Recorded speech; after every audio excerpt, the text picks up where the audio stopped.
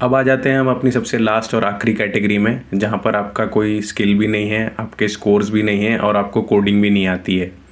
तो ऐसे केस में आपको फिर भी जॉब मिल जाएगी, जैसे कि टेक्निकल सपोर्ट में, नेटवर्क सपोर्ट में, यूएसआईटी रिक्रूटमेंट में या फिर सॉफ्टवेयर सेल्स में।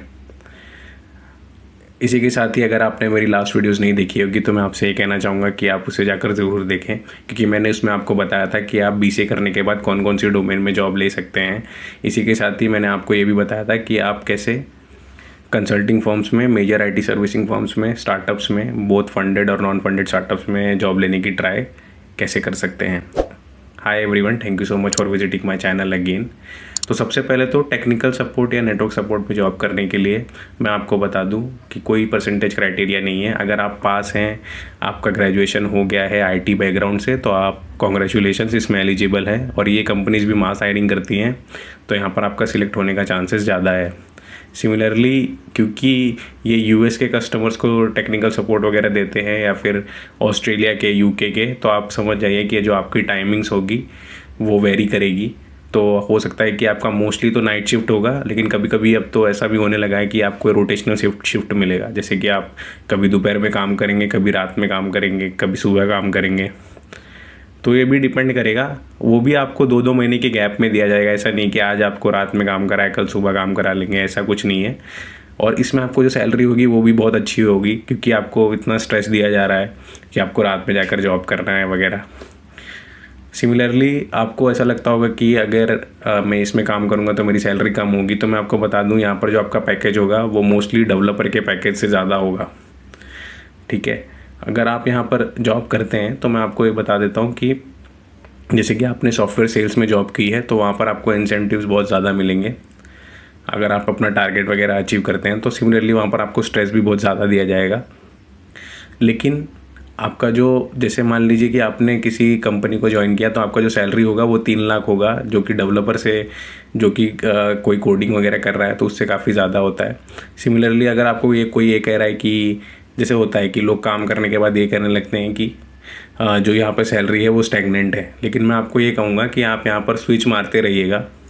हाँ, स्टैग्नेंट हो जाती है अगर आप सेम कंपनी में रहेंगे तो, लेकिन अब ये सब केस में हो गया है। तो अगर आप स्विच मारते रहेंगे तो सेम जो टेक्निकल सपोर्ट का काम आप किसी छोटी फर्म के लिए कर रहे हैं, मान लीजिए कि आप यूबीक्यूटी के लिए काम करते हैं टेक्निकल सपोर्ट में, तो वहाँ पर आपको 3 या 4 लाख का पैकेज मिलेगा। लेकिन आप वही सेम टेक्निकल सपोर्ट का काम गूगल में करेंगे तो आपको वो 16 लाख का पैकेज देगा। तो ऐसा होता है, अगर आप टेक्निकल सपोर्ट में भी आगे अपना करियर बनाना चाहते हैं तो वहाँ पर भी आपको अच्छी खासी सैलरी मिलेगी, ऐसा नहीं है। क्योंकि हर एक डिपार्टमेंट का अपना एक काम होता है, आप बस उसमें प्रोफिशिएंट होने चाहिए।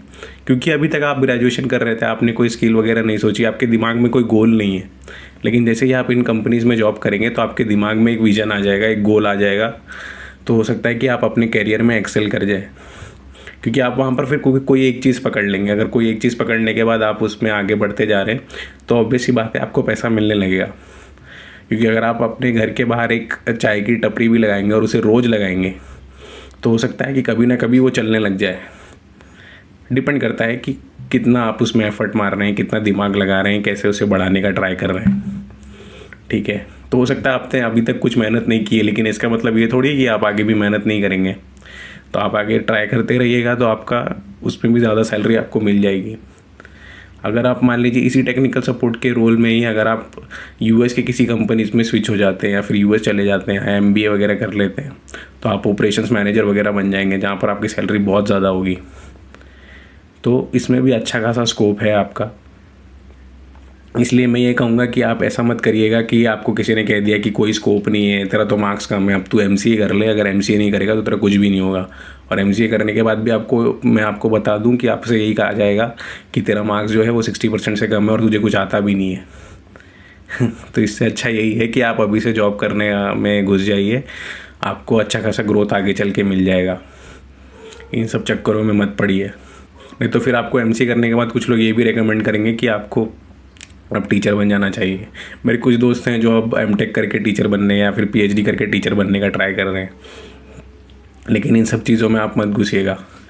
आप जॉब कीजिए, आपको बहुत अच्छा खासा स्कोप है। मैं आपको किसी और वीडियो में और डिटेल में बताऊंगा कि इसमें भी आप कैसे आगे चल के जॉब ले सकते हैं और एक्सेल कर सकते हैं, ग्रोथ कर सकते हैं। तो ये सारी वीडियोज़ में मैंने आपको अच्छे से डिटेल में बता दिया है। बहुत चीज़ें छूट भी गई हैं मुझे पता है, लेकिन मैं आपको हर आगे चल के हर एक वीडियो में डिटेल में बताने की ट्राई करूँगा। तब तक के लिए स्टे ट्यून्ड। Thank you.